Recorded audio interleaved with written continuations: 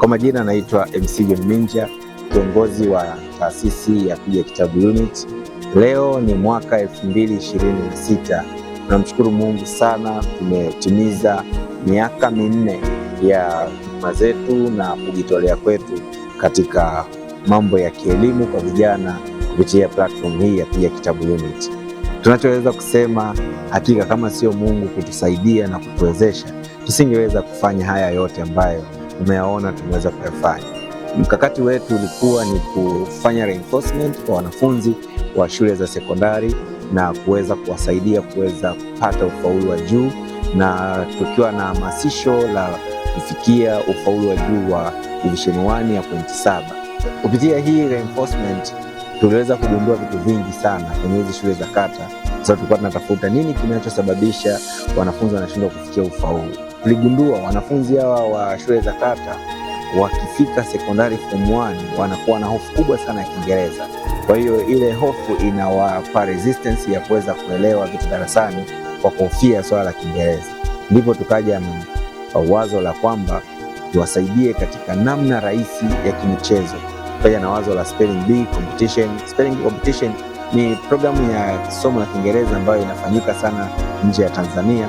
Kwa hiyo tukaamua kukopi ile idea na kuileta Tanzania na kuifanya katika mazingira yetu ili kuweza kufikia lengo la kuwasaidia hawa vijana. Kwa hiyo sisi tunaandaa maneno na tuliandaa maneno 1000 na kuwapatia vijana hawa kupitia shule zao, na kule shuleni wanayasoma. Kila neno lina neno lenyewe, type ya neno kwa maana ya kama ni verb au noun au adjective au nini, lakini pia hilo neno linakuwa lina definition.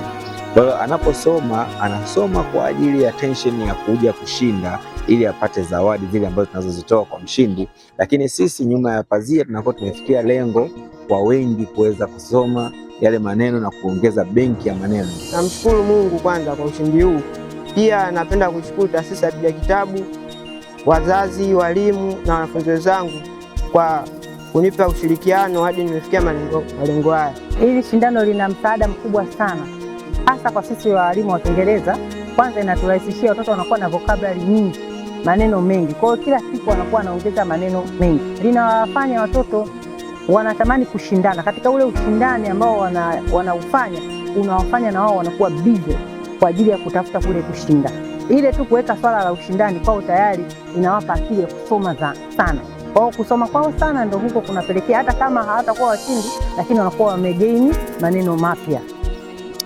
Hii siishie tu kwa hapa Morogoro mjini. Nitamani hii iende, ikibidi Tanzania nzima ifike kwa shule zetu za kata. Bado ninaamini kwamba hamna mwanafunzi ambaye hana uwezo, kwa kuwa tu ni mambo ambayo yakatokea kumfanya mwanafunzi jitambue kwamba ana uwezo na aanze kufuatilia uwezo wake.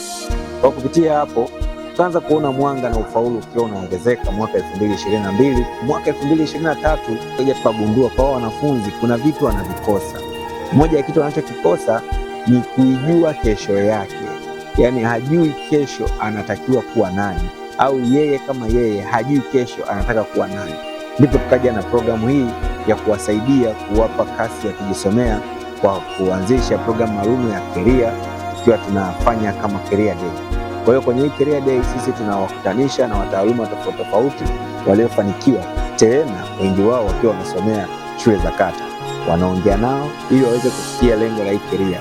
Lakini pia tumeanzisha career clubs mashuleni kwa ajili ya kuweza kuwahamasisha wao kwa wao, kukumbushana kile ambacho wanachokitaka, kukutana na wazazi wao, na wazazi pia kuambia kwamba watoto wao wameamua kuwa nani, ili na wao pia waweze kuwasaidia kwa kuambia, kuwatafutia material. Mimi nimesimama leo kama daktari kwenye paneli namba 1.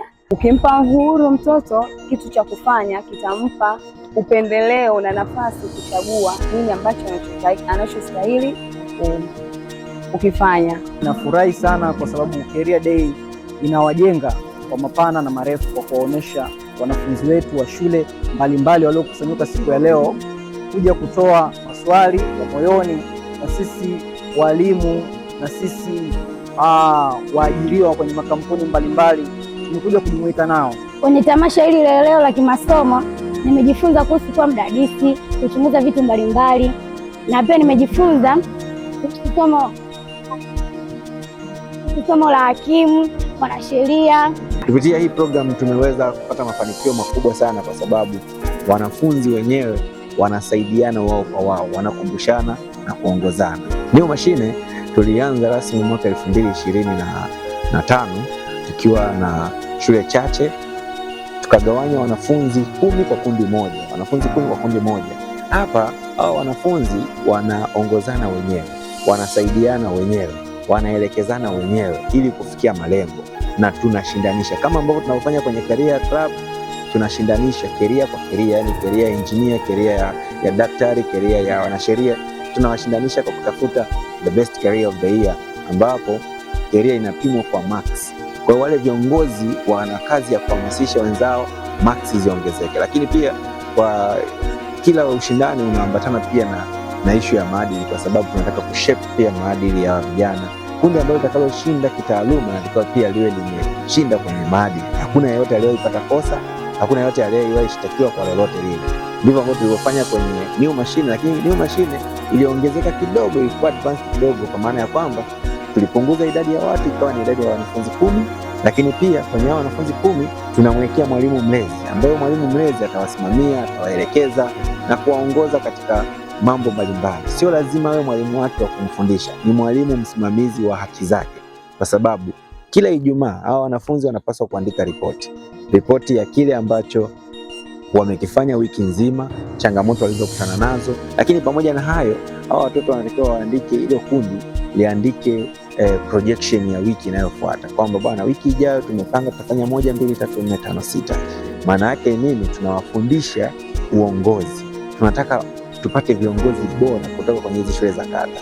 Kwa maana ukiangalia katika kundi la watu 10, viongozi ni 4: mwenyekiti, katibu, msimamizi taaluma na msimamizi maadili. Hawa wote ni wanafunzi.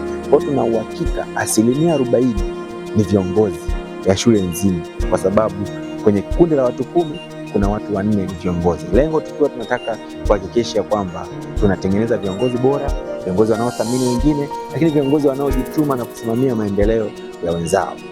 Hii ndio Piga Kitabu kwa ordinary level. Baada ya hapo tunaona matokeo ambayo yameweza kutokea. Leo hii tunafunga miaka 4 tukiwa na division 1 ya pointi 7 ambazo kabla ya sisi hazikuwepo. Mbali na hayo yote, tuna program pia kwa advanced level kuandaa wanafunzi wanaojiandaa kwa ajili ya maisha ya chuo, ambapo pia tunahusisha na wanafunzi wa form 4, wale ambao wanaojiunga na chuo moja kwa moja. Hapa tunaongea nao maandalizi ya maisha ya chuo. Chuoni usomaji ni tofauti, kwa maana ya academic excellence iko tofauti kabisa. Tushazoea sisi ukija shuleni sekondari, darasa lako ni hilo miaka yote au mwaka mzima wa kidato chako. Lakini kule chuoni mambo yanabadilika. Wewe utasoma hapa, kesho utasoma kule, lakini pia kuna aina ya usomaji ni tofauti na ile aina ya sekondari.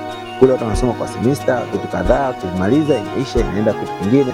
Lakini pia tunaongea nao katika upande wa finance literacy. Tunajua wanafunzi wa shule za kata amepewa pocket money kubwa sana, labda ni 1000, lakini huko akifika chuo ghafla anakutana na kitita cha Mama Samia cha shilingi milioni 1, laki ngapi mpaka laki 5, kwa sababu hajawahi kushika pesa nyingi.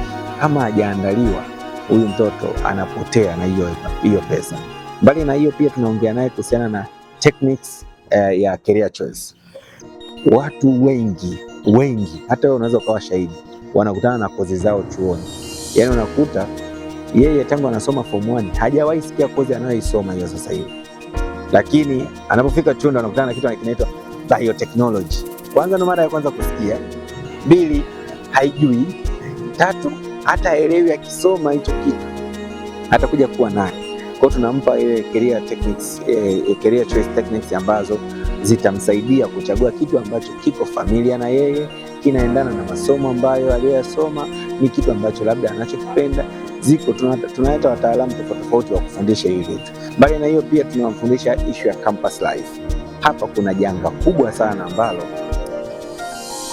kwa watoto wa shule za kata wanakutana nalo, kutokana na kwamba watu wanaoishi nao hawana exposure ya maisha ya chuo. Hawajui kule chuoni watoto wao watakutana na watu wa mataifa tofauti. Watakutana na watu wa vichupi, watakutana na watu wa vimini, watakutana na watu wa vibato, watakutana na watu wa namna gani. Wewe mwanao ashazoea nyumbani kwako akiwepo huku anavaa sketi yake mpaka kwenye kisigino, ghafla anakutana na culture tofauti. kuna namna ya kumjenga asiame kwenye culture yake. Pia tunamfundisha kuhusiana na set goals. Kwenye set goals hapa ni kwa sababu kule anakwenda kujisimamia, anakwenda kujiendesha, anakwenda kujiongoza, maamuzi yote yako mikononi mwake. Kuliwa au kula ni yeye anayeamua. Kwa hiyo kama ana goals lazima atafeli. Tunamshukuru Mungu katika programu hizo, lakini programu ya mwisho tamu kabisa ambayo inatimiza umuhimu sasa wa Piga Kitabu ni programu ya Ignite. Hii ni maalum kwa wanachuo ambapo tumeshafanya kwa awamu mbili. Awamu ya kwanza ilikuwa 2025, awamu ya pili ilikuwa 2026. Ignite ni event maalum ambayo tunakwenda kuongea life after campus, kuandaa wale wanafunzi wanapokuja huku mtaani. Kuna vitu vingi sana ambavyo havifundishwi chuoni lakini vinapatikana vinahitajika huku mtaani. Kwa tunamfundisha, tunasema elimu kitaa. Hapa atafundishwa mambo mengi, how to start a business, business inataka nini, business inasajiliwa wapi, kodi za TRA zinaendaje, mambo gani yanaendaje, kuna fursa gani ambazo zipo huku mtaani ambazo atakuwa zifahamu. Kama mwaka 2026 tuliongea kuhusiana na fursa zote zinazopatikana katika sekta ya kilimo. Kuna watu wamekuja pale wanasomea uandishi wa habari lakini wamependa fursa za kilimo na wamezichangamkia. Wako watu ambao wanasomea nursing na mambo ya famasia walikuja kwenye hiyo event wakapenda zile fursa za kilimo na wakaziishi katika namna hiyo. Mwaka 2025 tuliongea how to start a business. Tukawa na watu wa BRELA, tukawa na watu wa TRA, tukawa na watu mbalimbali kwa ajili ya kuweza kuongelea sekta nzima ya business. This is Piga Kitabu unit ambayo tunasema kauli mbiu yetu Piga Kitabu kimkakati. Mungu awabariki sana wote ambao wamekimbilia Piga Kitabu. Mungu awabariki sana wote walioshiriki na Piga Kitabu kufanikisha mambo yote haya makubwa ambayo nayaona yanaweza kutokea.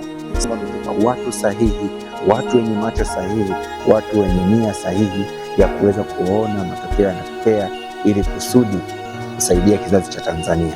Na washukuru wote ambao waliohusika, na nitumie nafasi hii kuomba kuendelea kushirikiana na watu mbalimbali ambao wana uchungu na elimu ya Tanzania, wana shauku ya kuona watoto wa Tanzania wakifanya vizuri, especially kutokea shule za kata.